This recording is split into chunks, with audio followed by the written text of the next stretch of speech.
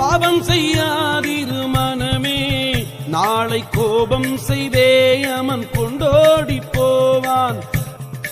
சாபம் கொடுத்திடலாமோ, விதி தன்னை நம்மாலே தடுத்திடலாமோ, கோபம் தொடுத்திடலாமோ, இச்சை கொள்ள கருத்தை கொடுத்திடலாமோ. நீர்மேற்குமிழி காயம் இது நில்லாது போய்விடும் நீ அறிமாயம். பார்மீதில் மெத்தவும் நேயம் சற்றும் பற்றாது இருந்திட பண்ணும் உபாயம். கடுவெளி சித்தர் வெட்ட வெளியை தியானித்து சித்தி பெற்றதனால் இவருக்கு இந்த பெயர் வந்தது. அவர் பாடிய பாடல்தான் இது.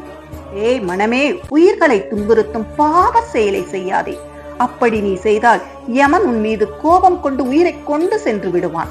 ஒருவருக்கு துன்பம் தரும் வார்த்தைகளால் சபிக்க கூடாது. அப்படி நீ சபித்தால் அவருக்கு விதிக்கப்பட்ட விதியை உன்னால் மாற்ற முடியாது. எனவே கோபம் கொள்ளாதே. ஆசையை தூண்டுகின்ற எண்ணத்தை தூண்டாதே.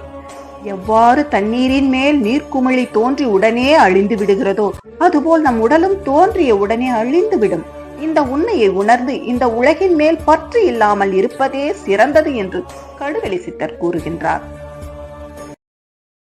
Download ShareChat.